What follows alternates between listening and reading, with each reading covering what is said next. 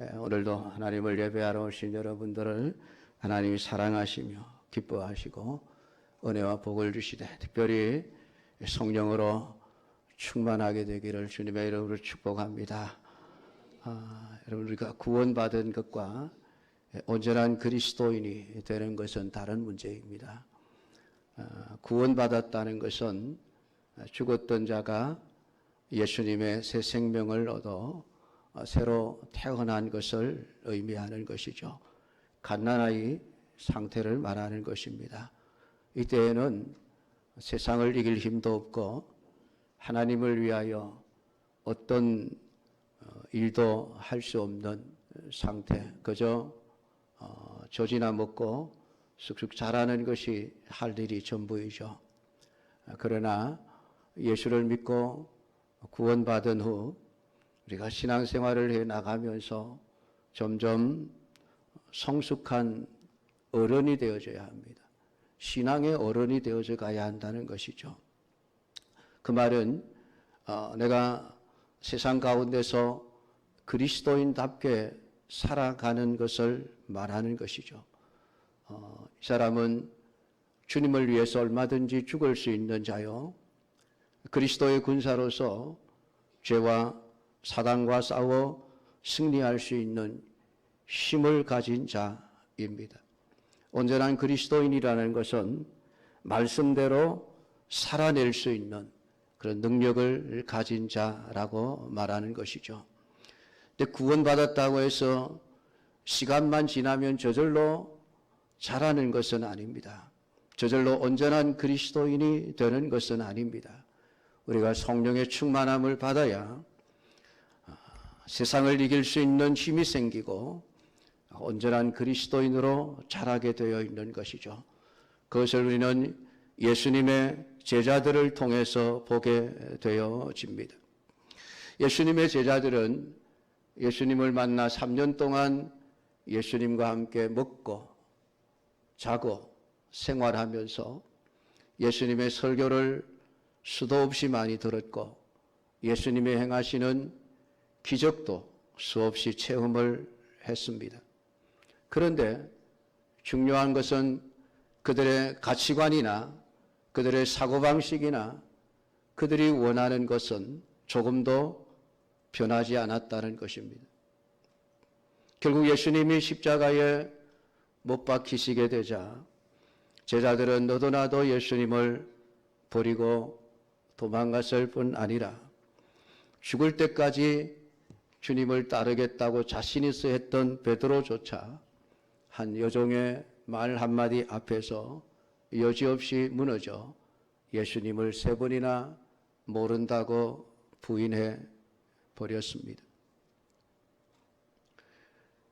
근데 이러한 겁 많은 제자들, 도무지 예수님의 향기를 나타내지 못하는 제자들, 그리스도인다운 모습을 보여주지 못하고 늘 서로 높은 자리를 차지하겠다고 싸움이나 하고 섬김이나 받으려고 하고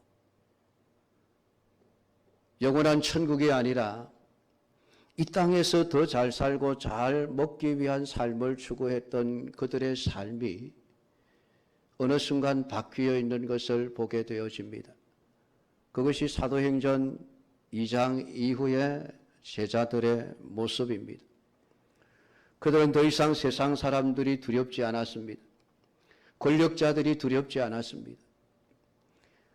복음을 전하지 못하도록 협박하는 세상의 권력자들 앞에서 우리는 보고 들은 것을 말하지 않을 수 없다. 너무나도 분명하게 선언하면서 세상을 향하여 뛰쳐나갔고 세상을 향하여 복음을 전했을 뿐만이 아니라 그들의 삶이 사람들의 보기에 칭송할 수 있는 아름다운 삶이 되어져 교회가 부흥되어져 가고 수많은 사람들이 예수를 믿는 구원의 역사가 일어나게 되어졌던 것입니다. 무엇이 그들을 바뀌게 했을까요? 무엇이 그들의 생각과 그들의 가치관이 변하게 했을까요? 무엇이 그들의 삶의 태도를 변하게 했을까요? 사도행전 2장에 오순절날 임하신 성령의 충만함이었습니다. 성령의 충만함을 받기 이전에도 그들의 심령 속에 성령은 계셨습니다. 그들은 분명히 주는 그리스도시요 살아계신 하나님의 아들이십니다. 예수님을 구주로 시인했습니다. 그것은 성령이 아니고는 그리스도를 주라고 시인할 수 없다고 말씀하신 것을 증명해 주고 있습니다. 그들 속에 성령은 계셨지만은 그들의 성령은 잠잠하셨습니다. 오순절날 성령의 충만하게 임하심은 그들로 하여금 담대한 그리스도인, 온전한 그리스도인, 성숙한 그리스도인이 되게 하셨던 것입니다. 그래서 오늘 성경은 우리 믿음의 사람들을 향해서 성령의 충만함을 받으라 말씀을 하고 있습니다. 오늘 이 자리에 함께 하신 모든 성도 여러분, 오늘 여러분에게 하나님이 주시는 성령의 충만함을 다 받을 수 있기를 주님의 이름으로 축복합니다. 어린아이 신앙에 머물러 있지 말고 성숙한 온전한 그리스도인의 삶을 살아낼 수 있는 믿음의 사람들이 되기를 축복합니다. 그럼에도 사람들은 성령 충만함 받기를 두려워합니다. 왜냐하면 성령 충만하면 광신자가 되지 않을까 하는 것입니다. 예수에 미쳐버린 사람, 가정도 돌아보지 않고 직장도 내팽개치고 오직 교회밖에 모르는 사람, 광신도가 되는 것, 혹시 성령 충만 받으면 그렇게 되는 것이 아닌가?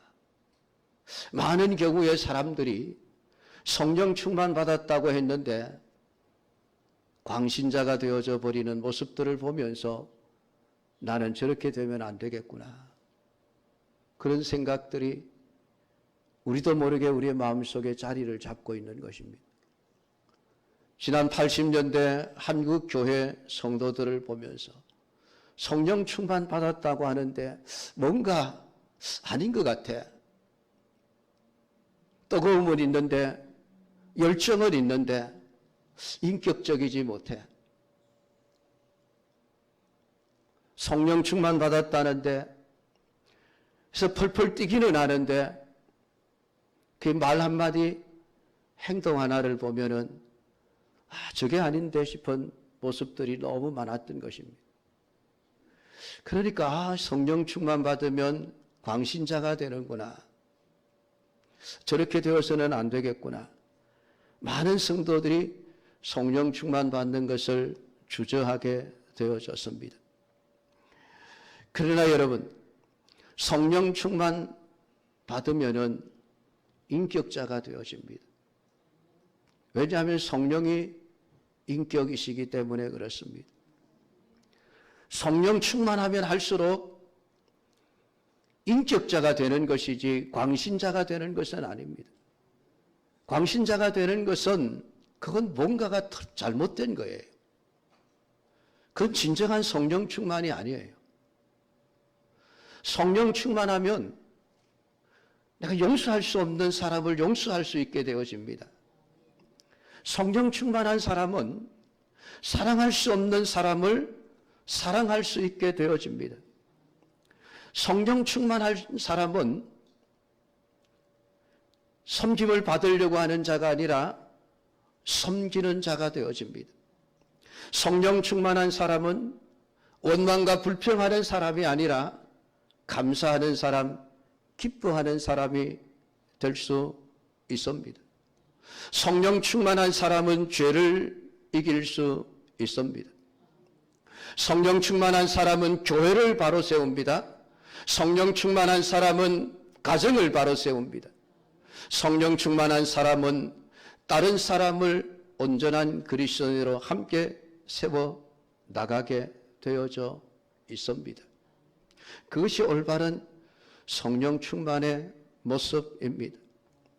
그러므로 오늘 우리가 지금보다 좀 더 나은 성도가 되기를 원한다고 한다면은 반드시 성령의 충만함을 받아야만 하는 것입니다.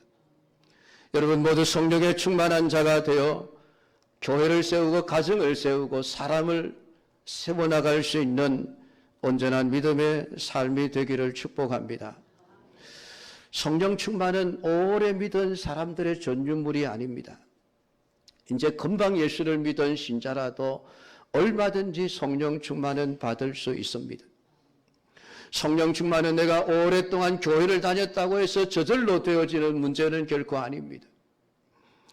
그렇기 때문에 나는 오래 믿었으니까 이만하면 됐지, 자기 만족에 빠져서도 안 될 뿐만 아니라 나는 믿은 지 얼마 안 되었으니까 나는 성령 충만하고는 상관이 없어 포기해 버렸어도 안 됩니다. 우리는 예수를 믿는 그 순간부터 죽는 그 순간까지 언제나 성령 충만해야 됨을 믿으시기를 축복합니다. 성령 충만은 직분과도 상관이 없습니다. 목사니까 저절로 성령 충만해지는 게 아니에요. 장로라가 되었다고 해서 성령 충만해지는 게 아닙니다. 권사가 되었다고 성령 충만해지는 게 아니에요. 집사가 되었다고 성령 충만해지는 게 아닙니다. 더 바른 목사가 되고 더 바른 장로가 되고 더 바른 집사가 되고 더 바른 권사가 되기 위해서는 반드시 누구나가 성령 충만을 받아야만 하는 것입니다. 성령은 또한 단순한 어떤 힘이나 능력도 아닙니다. 성령이 힘이고 능력이 있지만은 단순한 힘과 능력으로 그치는 것이 아닙니다. 성령은 지성과 감성과 의지를 가지신 인격으로서의 하나님이십니다. 성령은 단순히 한 번쯤 경험해 보면 와, 이런 일도 있었네, 이런 기적도 나타나네, 이런 현상도 일어나는구나, 야, 예수 믿는 거 신기하다, 한 번쯤 경험하면 좋은 그러한 기운이나 어떤 능력이 아니라는 것입니다. 성령은 하나님이십니다. 성부 하나님이시듯 성자 예수님이 하나님이시듯 성령 또한 하나님이십니다. 우리가 하나님을 창조주 하나님으로 믿듯 예수님을 구속주 하나님으로 믿듯 성령을 오늘 우리를 온전한 그리스도인이 되게 하시는, 내 안에 역사하시는 살아계신 성령님으로 믿어야 한다는 것입니다. 성령은 하나님이 우리 안에 들어와 우리와 함께 영원히 살아가시기 위한 하나의 방편으로 오시는 것입니다.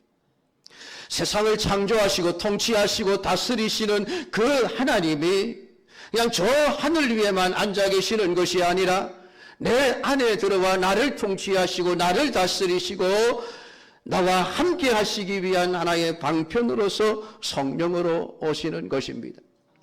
나를 구원하시기 위하여 십자가에 자기의 생명까지도 아낌없이 내어주셨던 그 예수님께서 내 안에 들어와 나와 영원히 함께 계시기 위해서 성령이 되어 내 안에 들어와 계시는 것입니다.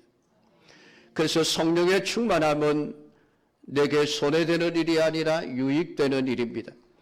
요한복음 16장 7절에 내가 떠나가는 것이 너희에게 유익이라, 내가 떠나가지 아니하면 보혜사가 너희에게로 오시지 아니할 것이요 라고 예수님은 말씀을 하셨습니다.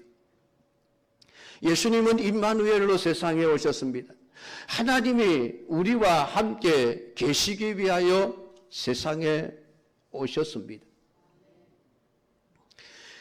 그런데 육신을 가지고 오신 예수님은 우리와 함께 계시는 일에 한계를 가질 수밖에 없습니다. 왜냐하면 육신은 시간과 공간의 제한을 받기 때문에 그렇습니다. 이스라엘 땅에 계시는 예수님이 대한민국 땅에는 함께 계실 수가 없습니다. 2000년 전에 계셨던 예수님이 2000년 후에 우리들과 함께 계실 수는 없습니다. 그게 육신의 한계죠. 그래서 어느 한 곳에 계시면은 어느 다른 곳에는 함께 계실 수가 없는 것입니다. 누구 한 사람과 함께 계시면은 다른 사람들과는 함께 계실 수가 없는 것이죠. 예수님은 3년의 공생의 사역 동안에 늘 바쁘게 사셨습니다. 남쪽 유대 지방에 계시다가 어느 날 북쪽 갈릴리 지방으로 가셨고, 또 거기서 사역을 하시다가 또 남쪽으로 내려오셨고, 남북을 왔다 갔다 하시면서 3년의 세월 동안 사역을 하셨습니다. 왜 그러셨을까요? 그냥 한 군데 가만 앉으셔서 그냥 남유다나 북쪽 갈릴리에 있는 사람들이나 다 그냥 다 하나님이 말씀을 전하시고 그 기적도 행하시고 그렇게 하시면 됐었을 텐데 왜 힘들게 남쪽으로 가셨다가 북쪽으로 가셨다가 왜 그렇게 하셨을까요? 그게 여러분 육신을 가지고 오신 예수님의 한계이기 때문에 그렇습니다. 남쪽에서 사역하실 때는 북쪽에 있는 갈릴리 사람들과는 함께 하실 수가 없습니다. 그들에게도 복음을 전하실 수가 없었던 거예요.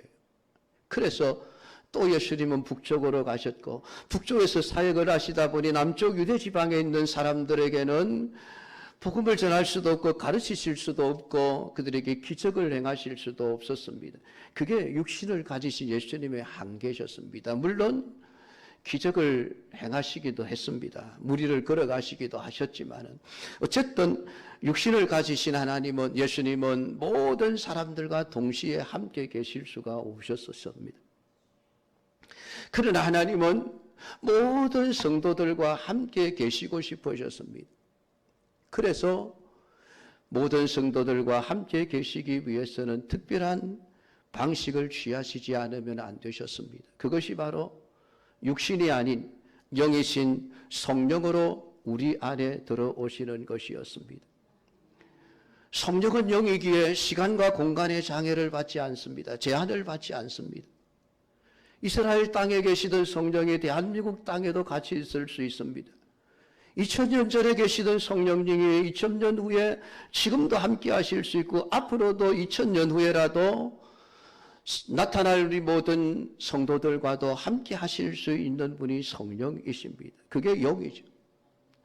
그래서 예수님은 내가 간다, 내가 가는 것이 유익이다. 왜냐하면 내가 가지 않으면, 내가 육신을 가진 채로 남아있으면 불과 몇몇 사람들과 함께 있을 수밖에 없지만은 내가 가고 성령 보혜사께서 오시면은 모든 믿는 자들의 심령 속에서 영원히 함께 할 수 있기 때문이라. 그래서 내가 떠나가는 것이 너희에게 유익이라 말씀을 하셨습니다. 예수님은 제자들을 두고 떠나셔야 한다는 것을 아셨습니다. 하나님 나라로 가셔야 했기 때문에 자기가 떠나게 되면 남는 제자들이 마치 고아처럼 버려짐을 당할 것으로 아셨습니다. 그래서 우리를 고아와 같이 버려두고 가실 수가 없으셨기에 예수님은 가시면서 대신에 우리에게 성령을 보내셨던 것입니다. 성령은 오늘 우리에게 유익되게 하시는 분이심을 믿으시기를 주님의 이름으로 축복합니다.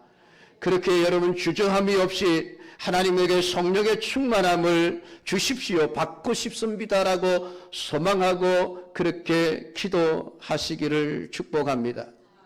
오늘 성령의 충만함은 예수님의 약속입니다. 내가 또 다른 보혜사를 너희에게 주사 영원토록 너희와 함께 있게 하겠다라고 하는 약속이었습니다. 그렇기에 성령의 충만함은 임마누엘의 완성이라고 할 수 있습니다. 우리와 함께 계시고 싶으신 하나님의 그 마음이 온전히 완성되어지는 것이 성령으로 내 안에 들어오시는 것이라고 말할 수 있는 것입니다. 그 성령이 오시면은 어떻게 사역을 하실까요? 성령이 오시면은 어떤 일을 하실까요? 요한복음 14장 26절은 그가 너희에게 모든 것을 가르치시고 내가 너희에게 말한 모든 것을 생각나게 하리라. 성령이 오셔서 하시는 가장 중요한 사역이 하나님의 말씀을 깨닫게 하시는 사역입니다. 성령이 오셔서 우리를 광신자가 되게 만드시는 것이 아니에요. 성령은 하나님의 말씀을 가르쳐 주십니다. 말씀의 진리를 깨닫게 하십니다. 성경을 읽어도 도대체 이것이 무슨 말인지 의미를 알지 못하는 자들에게 그 말씀의 의미를 깨닫게 해주시는 역사를 하시는 것이 성령입니다. 제자들이 예수님의 설교를 들으면서 도대체 예수님 무슨 말씀을 하시는지 알아듣지를 못해서 의아해했습니다. 말을 몰라서가 아니에요. 그들이 익히 알고 있는 언어를 사용하셔서 설교를 하시는데 그 설교의 내용이 도대체 뭔지를 제자들이 몰랐던 것입니다. 그래서 사람들이 다 가고 나서 제자들이 묻습니다. 예수님, 오늘 설교하신 거 도대체 무슨 내용입니까? 이게 여러분 우리예요. 말씀을 수십 번 수백 독을 하면서 성경을 읽기는 읽는데 도대체 이 말씀이 무슨 의미인지 아무리 지식적으로 연구를 해봐도 깨달아지지가 않습니다. 설교를 수없이 듣는데 무슨 의미인지 깨달아지지가 않습니다. 성령이 내 안에 충만하게 계시면은 하나님의 말씀을 읽을 때 이 말씀이 이 의미였구나. 이것이 하나님의 마음이었구나. 이것이 하나님의 생각이구나. 이렇게 해야 되는구나. 이렇게 살아야 되는구나.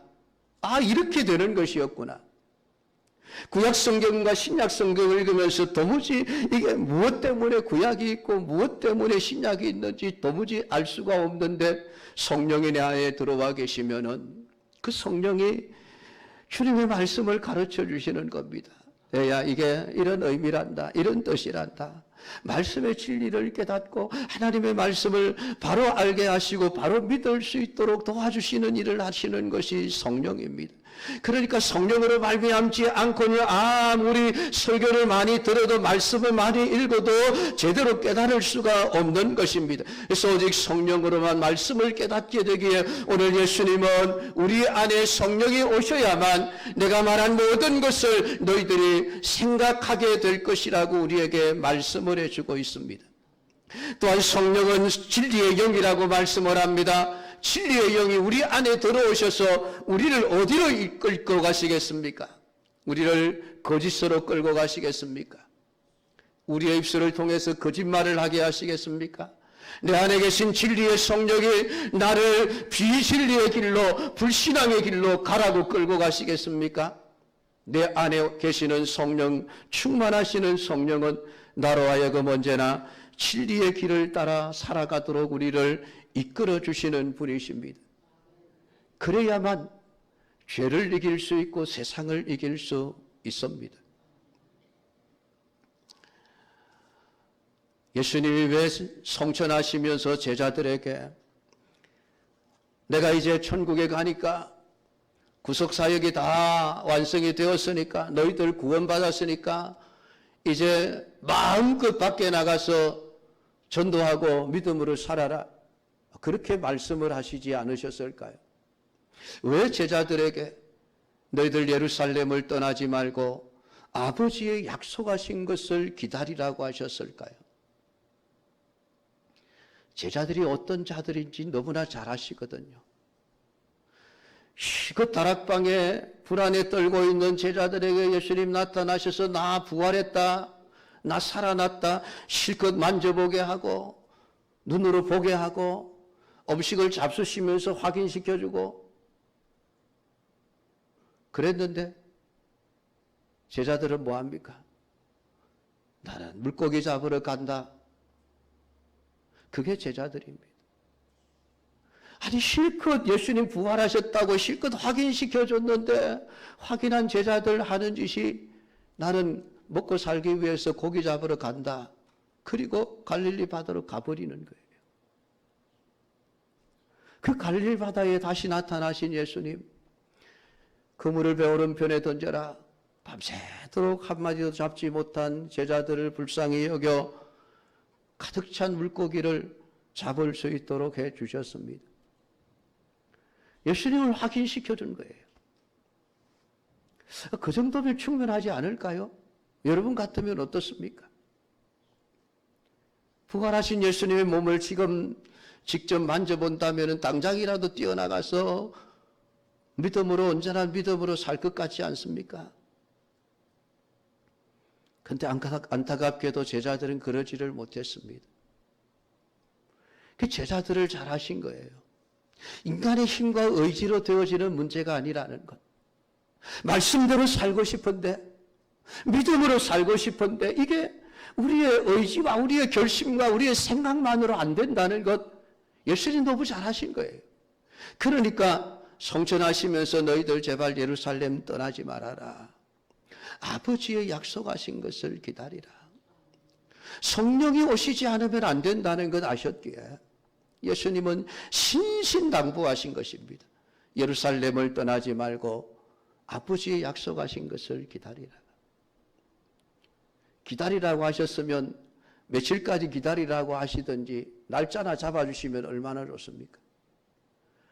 날짜도 기약 없이 그냥 무작정 기다리라고 하시면서 가버리셨습니다. 한 달이 될지 1년이 될지 10년이 될지 알 수 없는 상황이죠. 근데 제자들 할 수가 없으니까 약속하신 말씀을 붙들고 기도하며 기다리기 시작합니다. 다행스럽게도 10일 만에 오순절날 성령이 그들에게 충만하게 임하시니 하루아침에 사람이 바뀌어져 버린 것입니다. 생각이 바뀌어졌습니다. 세상을 향하여 담대히 나가 복음을 전하는 적인의 삶을 살아낼 수 있었던 것입니다. 오직 성령이 너희에게 임하시면 너희가 권능을 받고, 어떤 권능입니까? 병을 고치는 권능입니까? 방언하는 권능입니까? 예언하는 권능입니까? 산을 넘기는 권능입니까? 아닙니다. 정인될 수 있는 권능입니다. 입이 열리지 않는 제자들, 예수님이 부활하셨음에도 불구하고 나가서 예수님을 말할 수 없는 제자들, 사람들이 무섭고 세상의 권력자들이 두렵고 마음속에 두려움 때문에 함부로 입을 열어 정의는커녕 말도 하지 못하는 것들, 성령이 임하시면 권능을 받고 예루살렘과 온 유대와 사마리아와 땅끝까지 이르러내 증인이 되리라.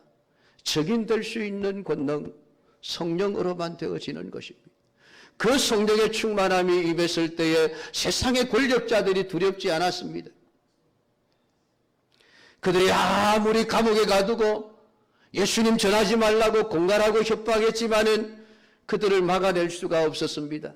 우리는 보고 들은 것을 말하지 않을 수 없다. 세상을 향하여 달려나가서 담대하게 복음을 외쳤던 것입니다. 사랑하는 성도 여러분, 성령 충만은 있어도 그만, 없어도 그만인 것이 아닙니다.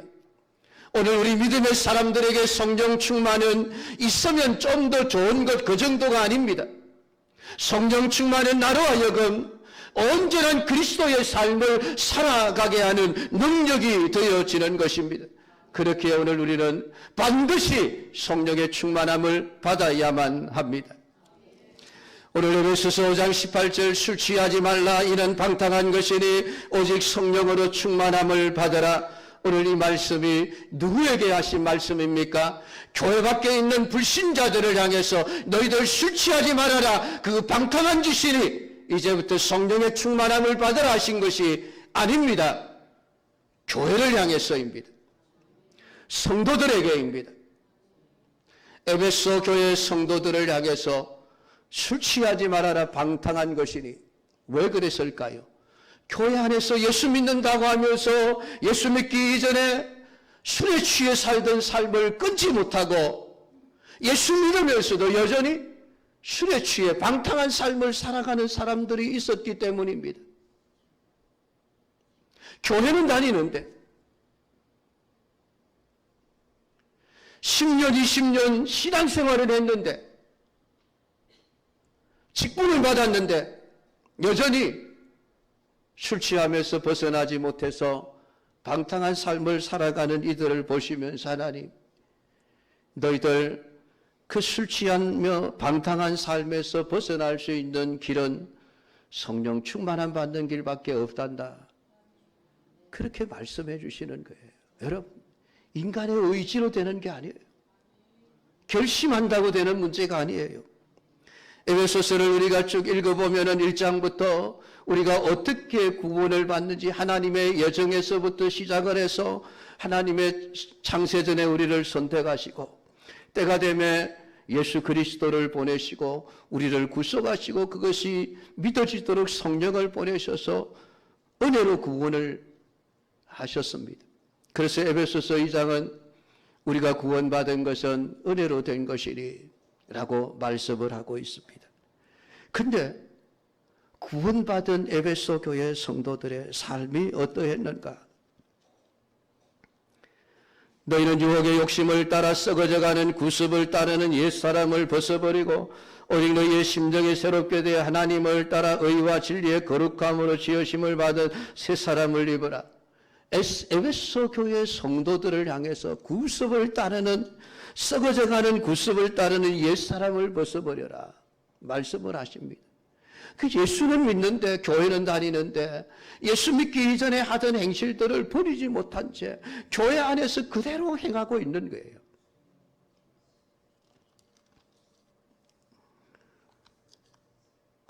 사장 25절에 가면 그런즉 거짓을 버리고 각각 그 이웃과 더불어 참된 것을 말하라. 분을 내어도 죄를 짓지 말며 해가 지도록 분을 품지 말라. 도둑질하는 자는 다시 도둑질하지 말고 돌이켜 가난한 자에게 구제할 수 있도록 자기 손으로 수고하여 선한 일을 하라. 무릇 더러운 말은 너희 입 밖에도 내지 말고 오직 덕을 세우는 데 소용되는 대로 선한 말을 하여 듣는 자들에게 은혜를 끼치게 하라. 예수는 믿는데 교회는 다니는데 여전히 거짓말을 하고 다닙니다. 그들을 향해서 참된 것을 말해야 되지 않느냐. 이제 거짓말 그만해야 되지 않느냐 하는 것입니다. 분노하면서 죄를 짓는 사람들이 있었습니다. 심지어는 도둑질하는 자들도 있었습니다. 너희들 도둑질하지 말고 이제부터 열심히 자기 손으로 수고해서 선한 일을 해야 되지 않느냐. 더러운 말을 하는 자들이 있었습니다. 그들을 향해서 이제는 말 좀 고쳐야 되지 않느냐. 선한 말을 입 밖에 내어 은혜를 끼치는 자가 되어져야 하지 않느냐.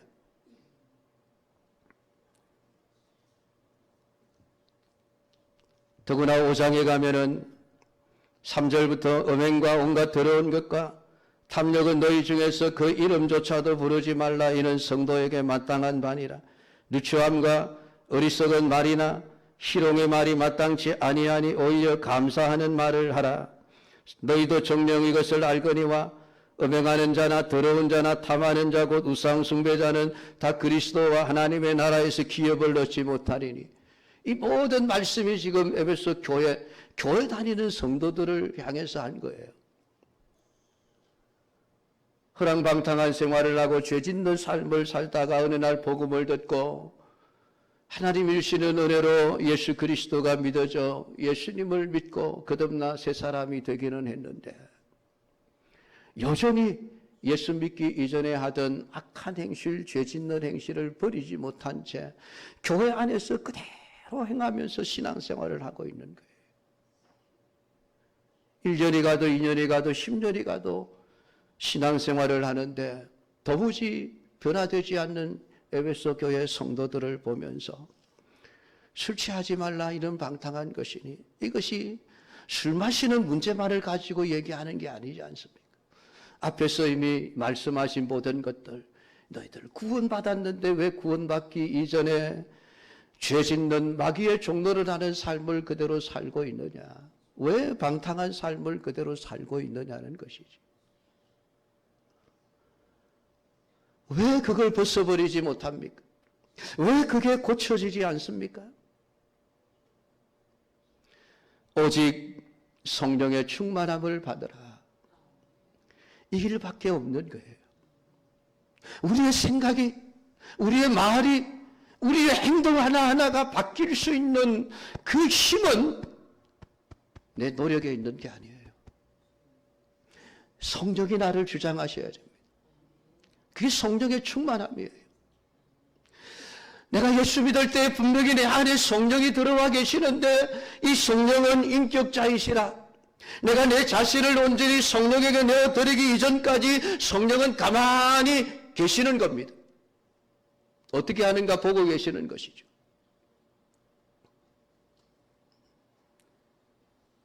내가 이렇게 살아서는 안 되겠구나. 내가 변해야 되겠구나. 내가 바뀌어야 되겠구나. 그것을 깨닫고 성령님 나를 주장해 주십시오. 내 자신을 온전히 내어드릴 그때에 비로소 성령은 나를 통치하고 다스리시는 자가 되어지는 것입니다. 그렇게 되어질 때에 비로소 내 모든 삶의 변화가 일어날 수 있습니다. 세상이 두렵지 않습니다. 전에 행하던 죄와 악이 더러워집니다. 추악해집니다. 내가 이렇게 더럽고 추한 삶을 살아왔구나. 다시는 그렇게 살아서는 안 되겠구나. 자신을 깨닫고 돌이켜 내가 어떻게 하면 은혜로운 말을 할까? 어떻게 하면 진리를 말할까? 어떻게 하면 더럽고 추한 음행을 행하지 않을까? 어떻게 하면 내가 우상 숭배를 행하지 않을까? 어떻게 하면 내가 남을 미워하지 않을까? 내가 어떻게 하면 섬김을 받으려고 하지 않고 섬기는 삶을 살 수 있을까? 내가 어떻게 하면 원망과 불평하지 않고 감사하는 말을 하면서 살아갈 수 있을까? 성경은 말씀을 합니다. 오직 성령의 충만함을 받으라. 오늘 우리에게 말씀하시니 그리스도인이면서 여전히 죄를 버리지 못하고 있는 성도들을 향하여 너 언제까지 그렇게 살래? 너 언제까지 그렇게 살래? 성령의 충만함을 받으라. 그래야 달라질 수 있어. 바뀌어질 수 있어. 네가 온전한 그리스도인이 될 수 있고 그리스도의 장성한 분량까지 자라갈 수 있어. 성령을 충만함을 받으라고 우리에게 말씀을 합니다. 사랑하는 성도 여러분, 우리의 육신은 육이 좋아하는 것을 좋아하지 않습니다. 육신은 언제나 육이 좋아하는 것을 좋아합니다. 사도 바울도 그것을 초절하게 깨달았습니다. 그 육을 가진 우리가 영적인 삶을 산다는 것 쉽지가 않습니다. 그것을 가능하게 하는 것이 성령의 충만한 것인 줄로 믿으시기를 주님의 이름으로 축복합니다. 사랑하는 성도 여러분, 성령이 여러분을 지배하셔야 됩니다. 오늘 여러분이 성령의 지시하심을 따라 살아가는 자가 되어져야만 합니다.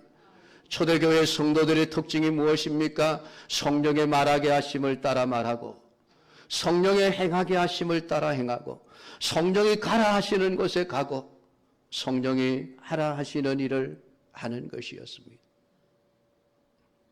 그게 성령 충만한 자의 특징입니다. 성령으로 충만하면 내가 더 이상 과거의 내가 아니게 되어집니다. 성령으로 충만하면 좋아하던 게 달라집니다. 전에는 술 마시고 담배 피우고 노름하고 죄 짓는 것이 좋았는데 내 안에 성령이 충만하면 성령이 그것을 싫어하시는 겁니다. 술 냄새가 싫어집니다. 담배 냄새가 싫어집니다. 역겨워지는 것이에요. 나도 모르게 뱉어버리게 되어져 있습니다. 성령 충만하면 섬김을 받으려던 마음이 섬기려는 마음으로 바뀌게 되어져 있습니다. 성령 충만하면 섬기고 나서도 원망 불평하던 마음이 감사하는 마음으로 바뀌게 되어져 있습니다. 성령 충만하면 자기가 잘난 줄 알고 교만하던 마음이 겸손한 마음으로 바뀌게 되어져 있습니다. 성령 충만하면 과거에는 싸움이나 잘하던 사람이 평화를 만드는 사람으로 바뀌게 되어집니다. 성령 충만하면 미워하던 사람을 사랑하게 되어집니다. 그렇게 살고는 싶은데 그렇게 안 되어서 몸부림치는 게 우리 아닙니까? 이 모든 것을 가능하게 하는 것은 성령의 능력입니다. 오늘 여러분 성령의 충만함을 받고 하나님이 원하시는 성숙한 그리스도인의 삶을 살아낼 수 있는 우리 모든 성도들이 되기를 주님의 이름으로 축복합니다. 기도하겠습니다.